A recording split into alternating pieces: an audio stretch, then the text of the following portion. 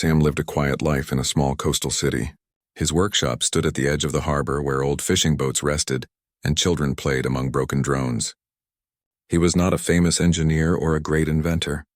He only repaired simple machines for people who could not afford new ones.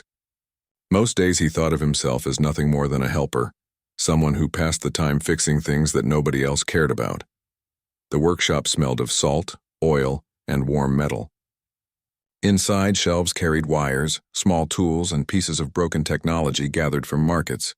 Sam liked this place because it kept him busy and gave him comfort. The sound of waves outside mixed with the hum of drones he tested, yet deep inside he often felt small. He watched ships sail across the horizon and wondered if there was anything greater waiting for him.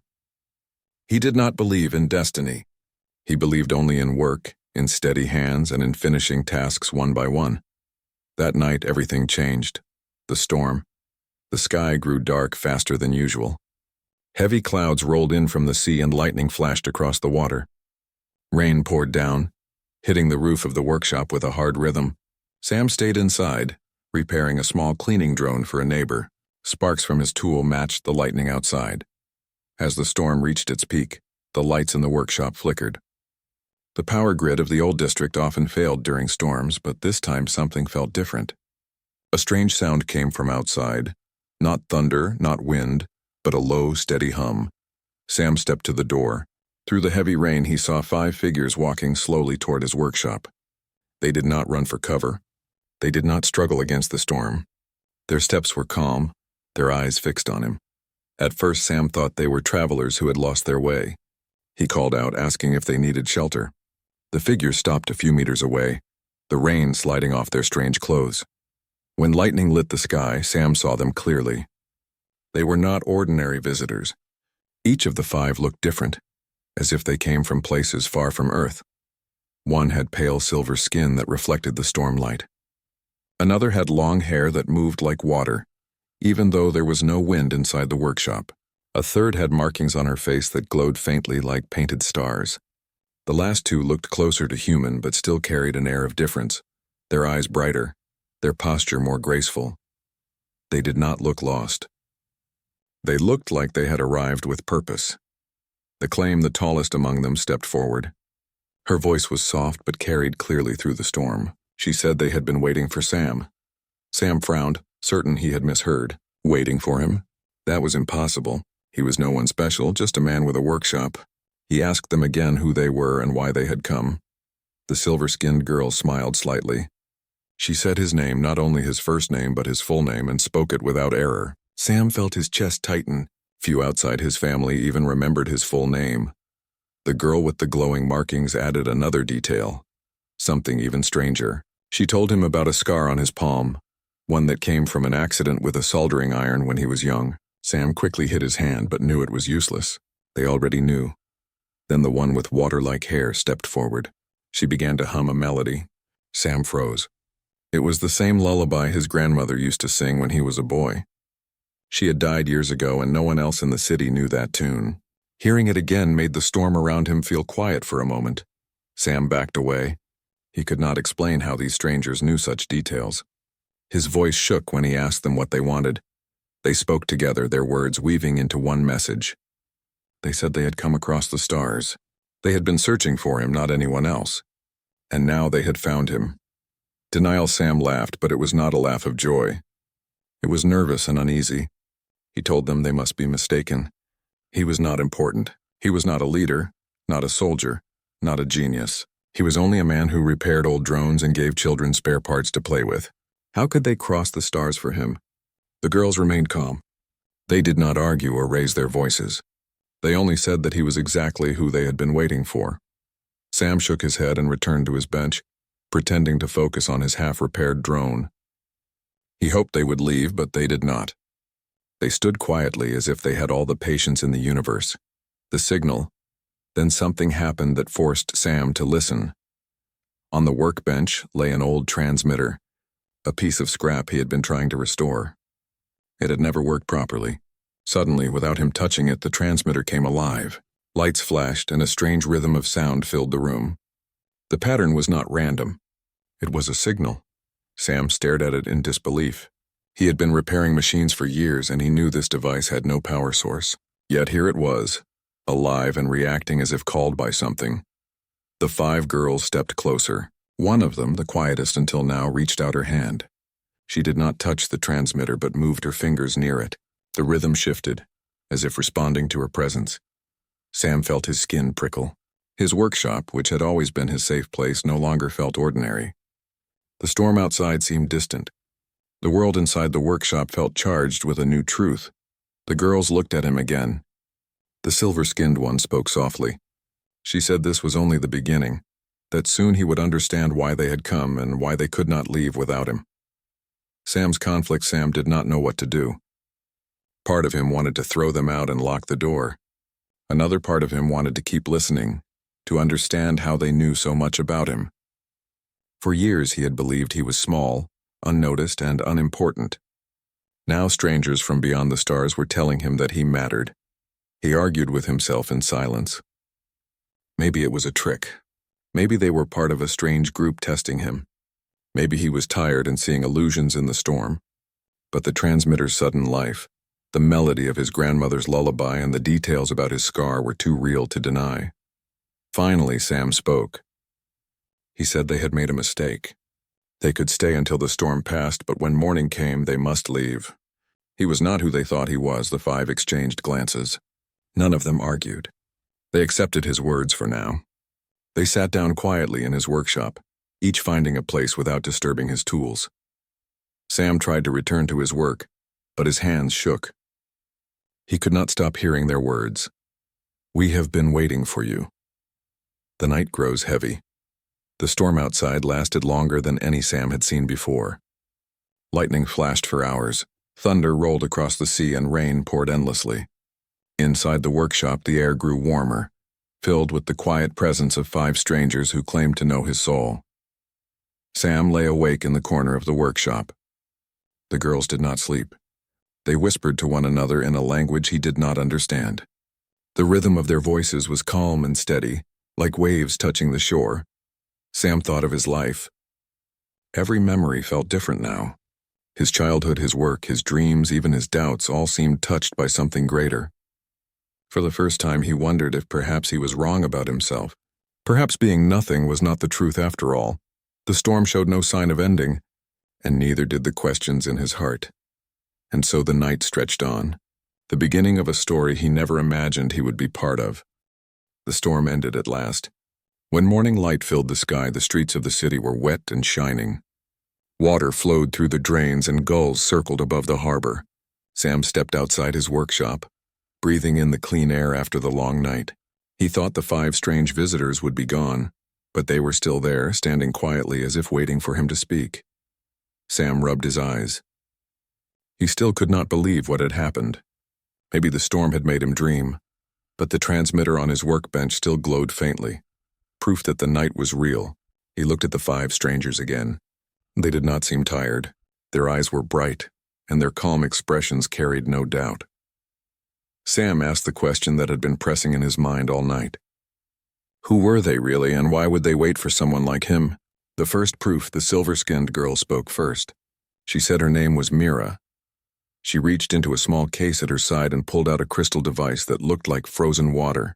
When she pressed her hand against it, the crystal projected a series of moving images into the air.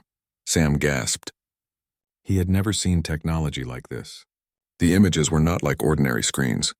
They floated in 3 dimensions, so real that he felt he could reach out and touch them. The first image showed a human, but not any human Sam knew. The man was repairing an old machine on a distant colony world.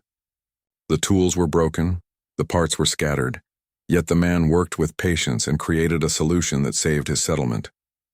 Mira explained that this was a record taken long ago when humans first spread beyond Earth. The second image showed a woman holding a painting in front of an alien crowd. She spoke words Sam could not understand, but her passion reached across the language barrier. The aliens clapped and bowed, moved by the simple expression of art. Mira explained that this was the first time a human artist shared creativity with another species. The third image showed a group of tired workers standing up against unfair leaders. They had no weapons, only determination and unity. Yet their courage inspired others and changed the law of that colony. Mira lowered the crystal. Her eyes met Sam's.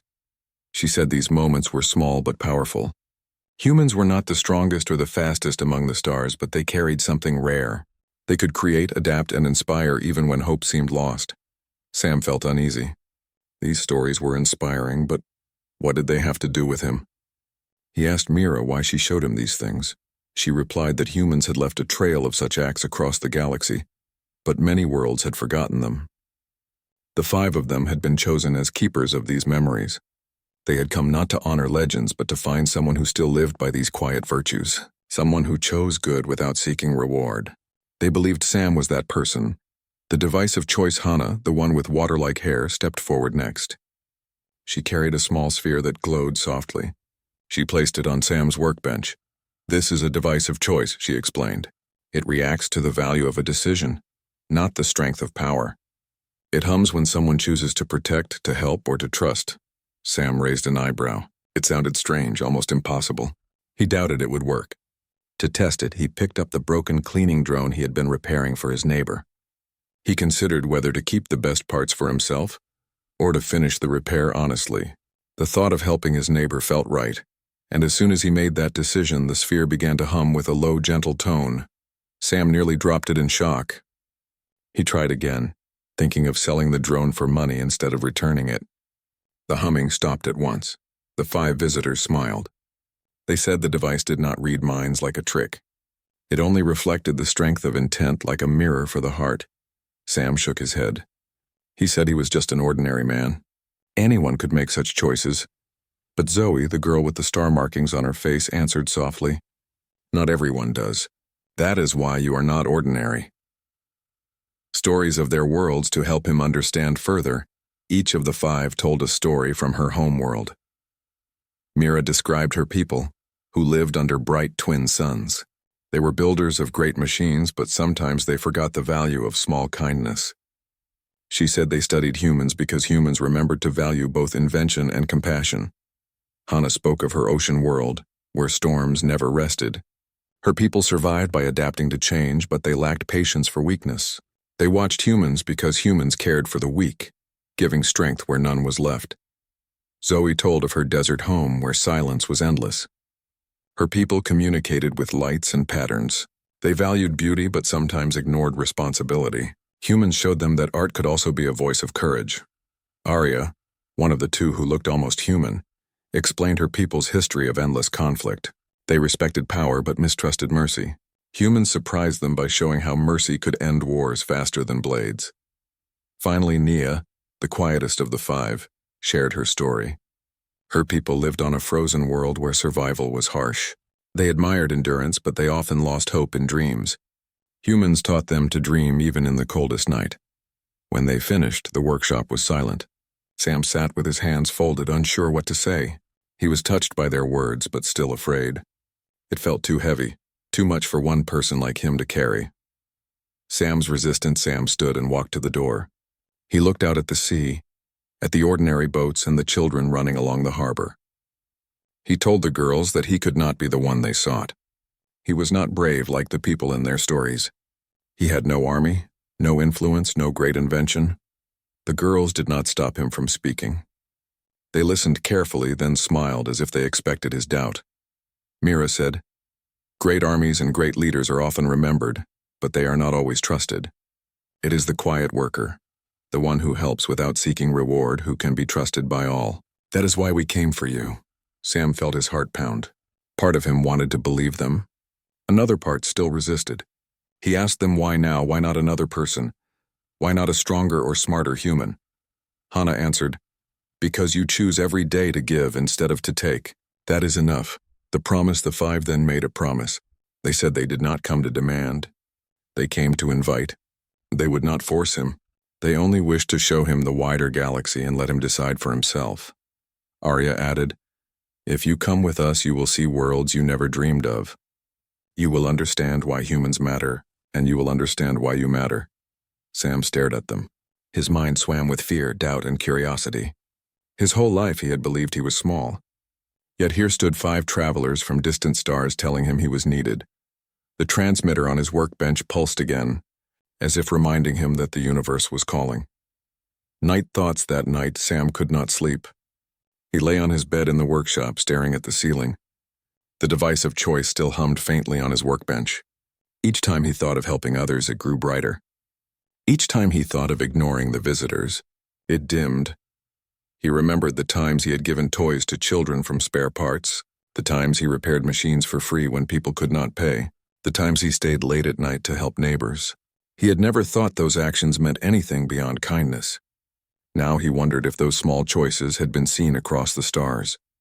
The 5 girls sat outside under the moonlight, silent but patient. They did not press him.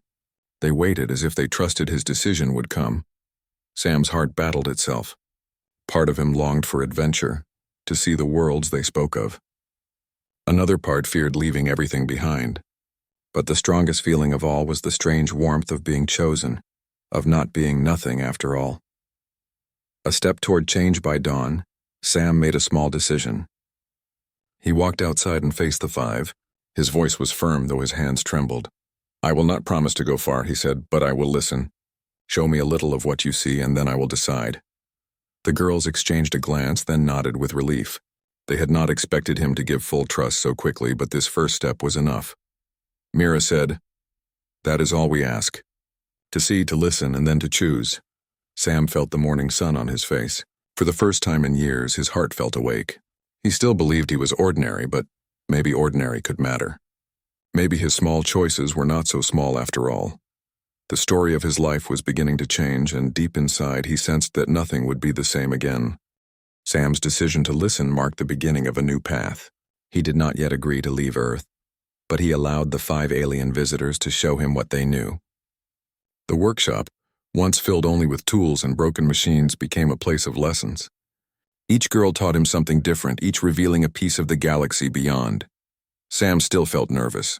He reminded himself that he was only a mechanic, a man who lived quietly by the sea. But every time he tried to convince himself that none of this was real, the glowing device on his workbench reminded him. It hummed whenever he leaned toward kindness, and it silenced when he doubted too deeply. The 5 strangers did not push him to accept everything at once. They gave him patience, just as if they understood his doubts. Mira and the music of stars. Mira, the silver-skinned girl, was the first to guide him. She carried with her a strange instrument that looked like a cross between a crystal harp and a navigation compass. When she plucked its strings, instead of sound, it produced glowing lines that curved in the air like rivers of light. "This is how my people read the stars," Mira explained. "Each line represents a path. Together they form music, and the music leads us safely across the galaxy." Sam listened carefully, though he struggled to understand at first. Mira showed him how every star had a sound, a faint rhythm, and how those rhythms could be joined together to create maps. The melodies of the stars were not only directions but also warnings. When the tones grew harsh, it meant danger. When they blended softly, it meant safe passage.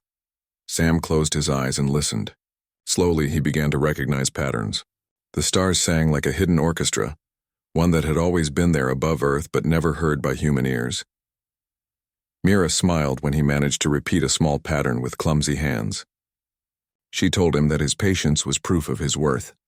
A man who could repair broken machines could also learn the music of the stars, for both required care and attention to detail. Sam felt pride rise in him, though he quickly hid it. For the first time, he thought that maybe he could learn something beyond his small workshop. Hana and the lessons of choice. Next came Hana, the girl with hair that flowed like water. She believed that life was built on moments of decision, each one shaping the path ahead. To teach Sam, she created small trials in the city. One day, she asked him to walk with her through the crowded market. A vendor dropped a basket of fruit, and Sam bent down to help without thinking. The device of choice hummed quietly in his pocket. Hana nodded. Another time, she led him to the edge of the harbor where a young boy had lost a kite in the water. Sam could have walked away, but he used his tools to craft a quick rod and rescued the toy. The boy laughed with joy, and again the device glowed. At first, Sam thought these were simple tests, but Hana told him they were more. "Every act builds trust," she said. "It does not matter if it is small. The galaxy is watching for those who choose others before themselves." Her words stayed with him.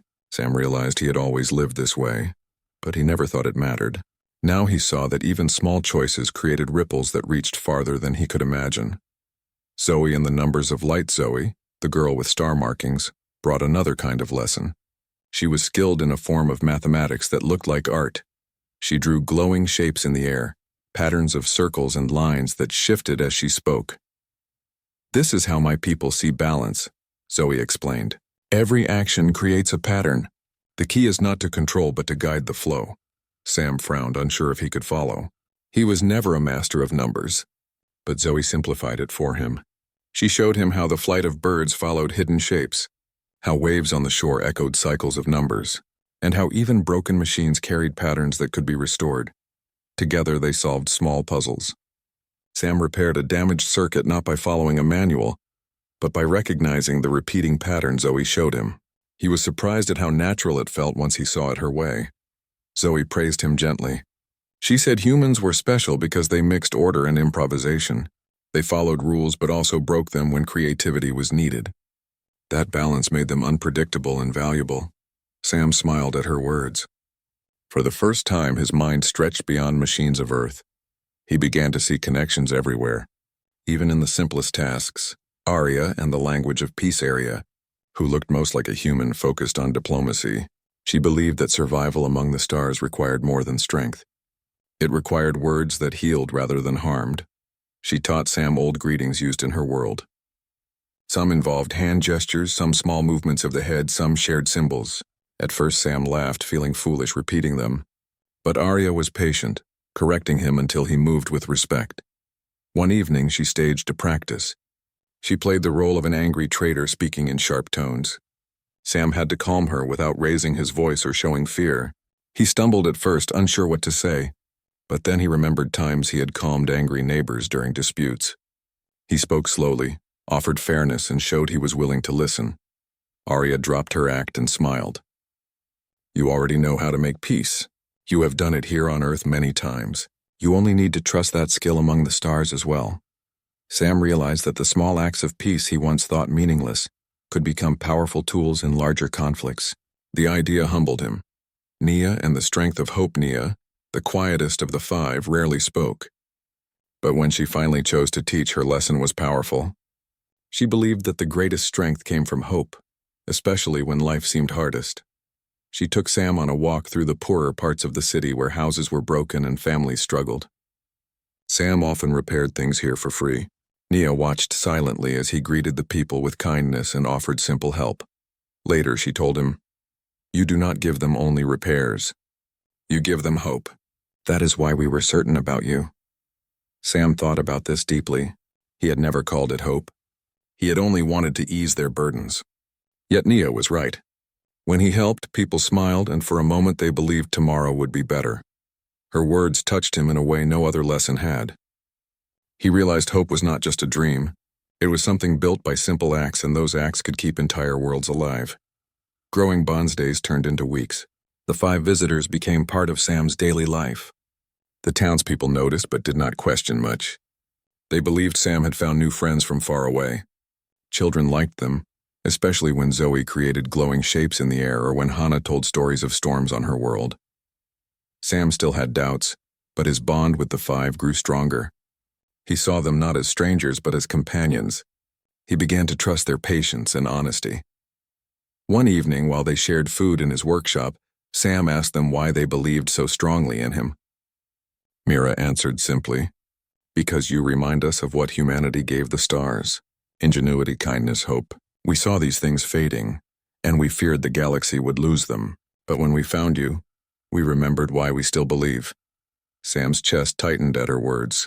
For years he had thought he was nothing, but now 5 voices from distant worlds told him otherwise. The map of shadows. One night they showed him a map. It was not like any map of Earth. It glowed with stars, systems, and flowing lines of light. At first it looked beautiful, but then Sam noticed dark patches spreading across it. "This is the Nulltide," Zoe explained. "It is not an army or a weapon. It is silence that spreads through networks and minds. It feeds on mistrust and fear. Where it grows, worlds turn against each other. Trade stops, stories vanish, and even machines lose their spark."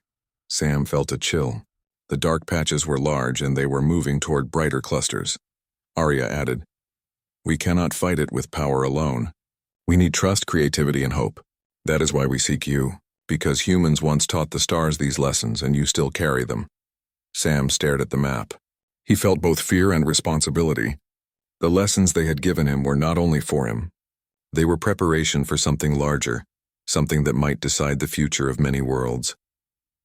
Sam's reflection. That night, Sam walked alone by the sea. The waves crashed gently and the stars shone above. He thought of the music Mira had taught him, the choices Hannah had shown, the pattern Zoe had drawn, the peace Arya had guided, and the hope Nia had revealed. He realized these were not new things. He had lived them quietly all his life. But now he saw they were part of something greater, something the galaxy needed. For the first time, Sam did not feel like nothing. He felt like a piece of a larger story. He was still afraid, but fear no longer ruled him. The lessons had changed him. And though he had not yet made his final choice, a small flame of loyalty had already begun to grow in his heart. Loyalty to the 5 who believed in him, and perhaps loyalty to the galaxy that now called his name. The days of lessons ended when the 5 told Sam it was time to leave the city for a journey. They said he had learned enough to face a real test, one that could not be practiced in a workshop or by the sea. At first Sam resisted. He loved his city, the harbor, and the familiar sound of the waves. But when he looked at the star map again and saw the spreading shadow of the null tide, he knew he could not stay forever. He packed a small bag of tools, things that reminded him of home. The 5 brought him to a hidden ship resting beyond the hills. To Sam it looked like no craft he had ever seen. Its smooth shape shone faintly under the sun and it hummed like a living thing. As they stepped inside, the walls glowed with soft light and the air felt warmer than outside. Sam's heart raced. He was leaving Earth for the first time. The station of voices, their journey ended at a neutral station far beyond Earth's orbit. The station was large, with rings turning slowly around a bright core. Ships from many worlds docked there, each shaped differently, each carrying voices from across the stars. Mira explained that the station was a place for delegates, traders, and scholars. No single world ruled it, so it was trusted by many. But trust was fragile. The null tide had already begun to creep into its networks. As Sam stepped out of the ship, he saw beings of many forms moving through wide halls. Some were tall with glowing skin, some small with many arms, some floated rather than walked. The air was filled with hundreds of voices speaking in different tongues, but small devices on the walls translated their words into a shared language. Sam felt overwhelmed. He had never imagined he would see such a gathering. The 5 stayed close, guiding him gently through the crowd. The first signs of silence. At first, the station looked busy but peaceful. Then Sam noticed strange flickers. Lights in the ceiling blinked without reason. Screens froze and then restarted. More troubling was the behavior of the delegates. Conversations grew sharper. Accusations rose. 2 traders nearly came to blows over missing cargo. Hannah whispered to Sam, "This is the work of the null tide. It does not destroy openly. It feeds on mistrust. Once doubt takes root, fear grows, and then unity breaks." Sam clenched his fists. He remembered Arya's lessons on peace. He remembered Nia's words about hope. This place needed both. But how could one man help when even advanced beings fell into conflict? The breaking point soon a crisis struck. In the main hall where hundreds gathered, the central screen failed completely. The image of shared agreements vanished, replaced by static. Delegates shouted at one another. Some accused others of sabotage. Old rivalries surfaced. Sam saw panic spreading like fire. If a fight began here, it would tear the station apart. The 5 looked at him with silent urgency. This was his test. Sam stepped forward, though his legs shook.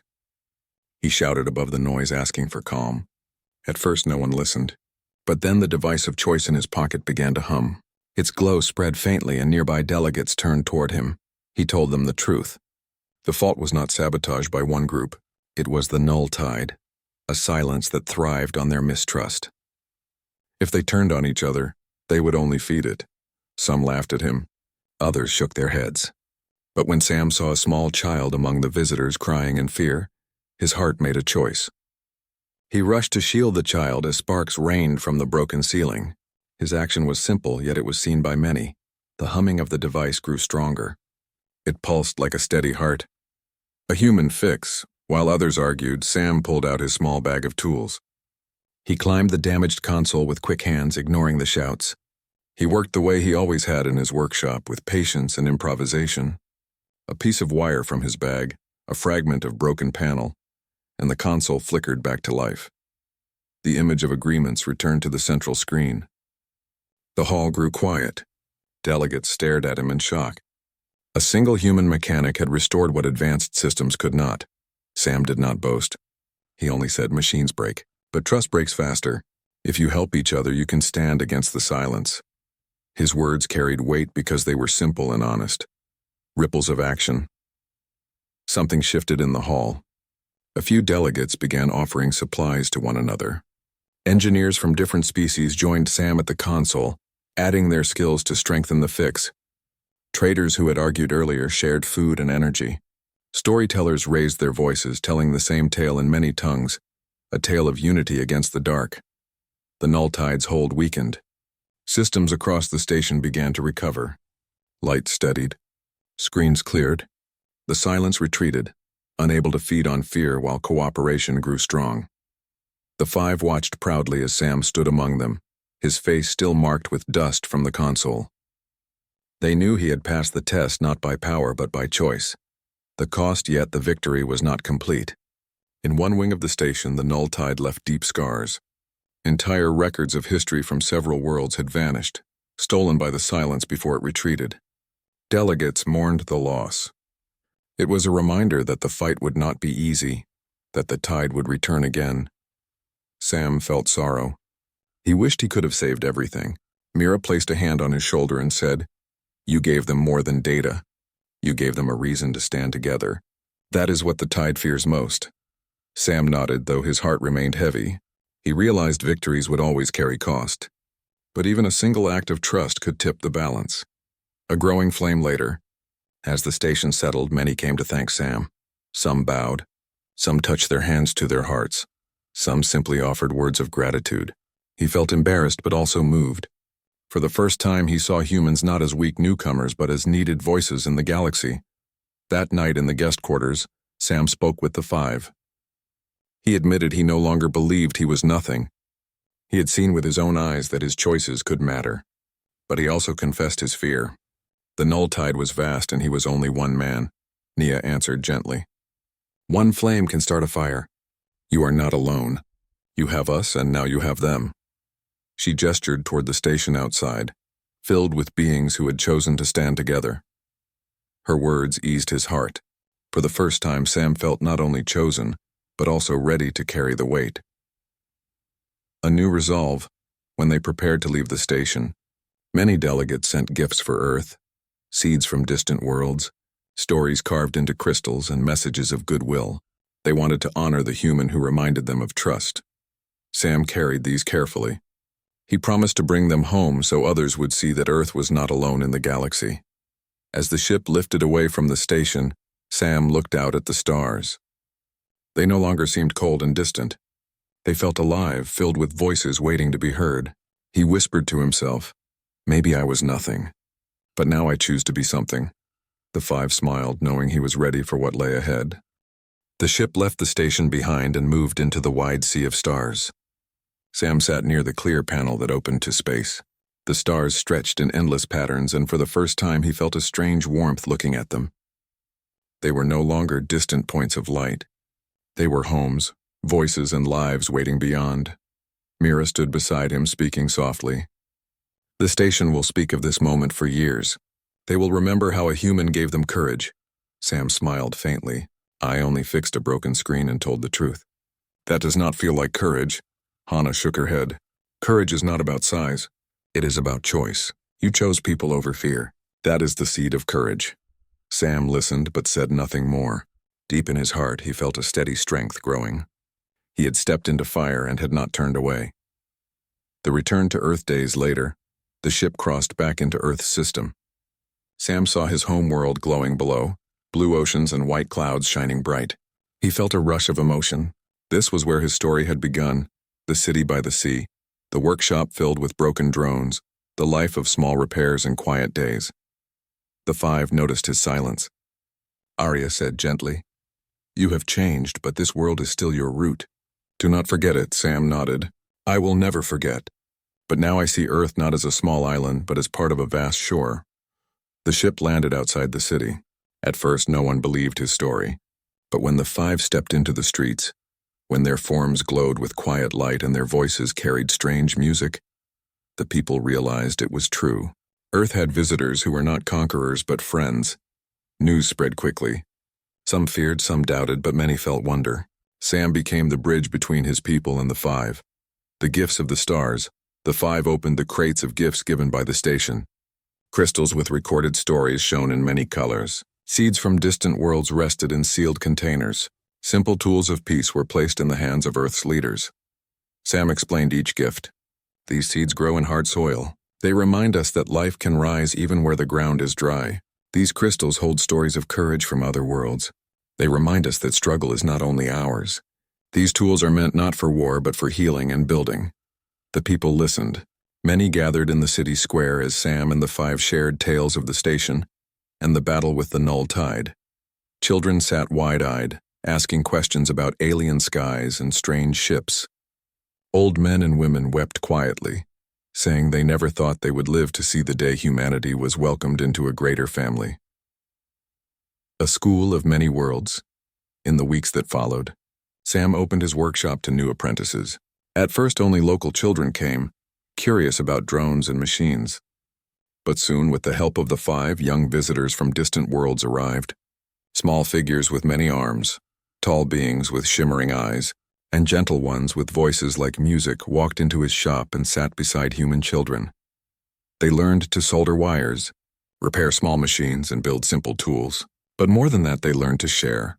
One child would tell a story of his planet's river games.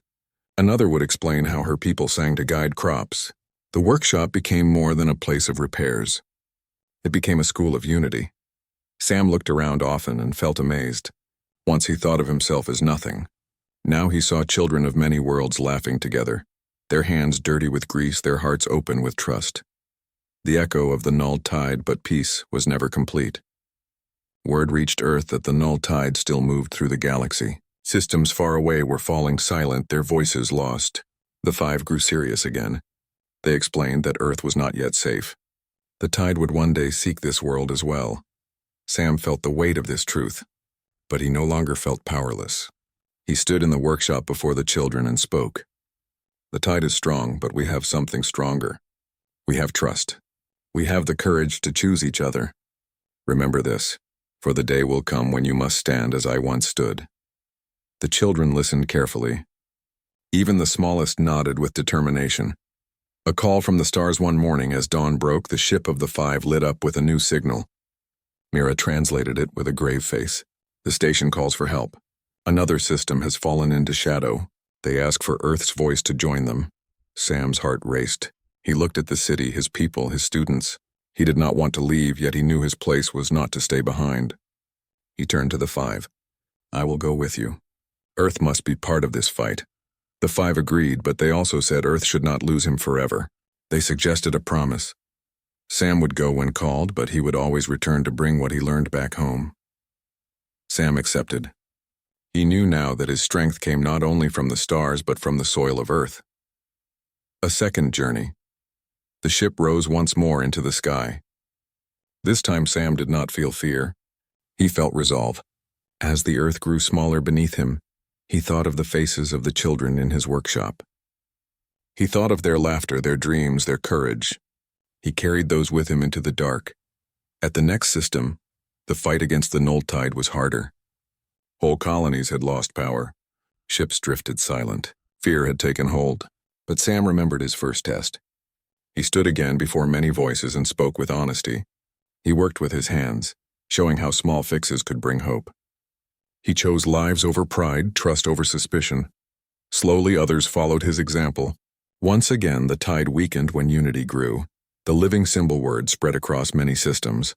They spoke of a human named Sam, not a warrior with great weapons, but a mechanic with steady hands and a steady heart. They told stories of how he reminded them that even the smallest choice mattered. Some called him the Flame of Earth. Others called him the Bridge of Trust. Sam did not care for titles. He only cared that people listened, that they remembered not to give in to fear. The five stayed at his side always. Each guided him in their way, but they no longer saw him as a student. They saw him as a partner, one who walked with them in equal steps. Home again. Years passed in this rhythm of leaving and returning.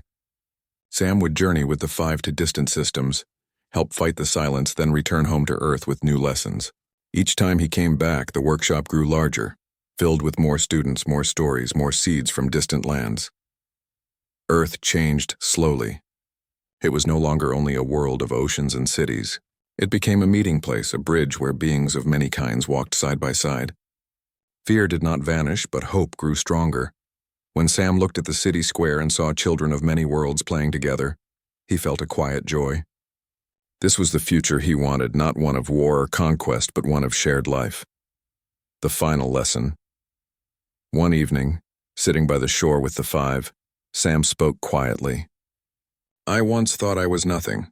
Now I see that being nothing was not the end. It was the start. It meant I could choose what to be. And I chose to be someone who trusted. The five listened, and Nia answered with a smile.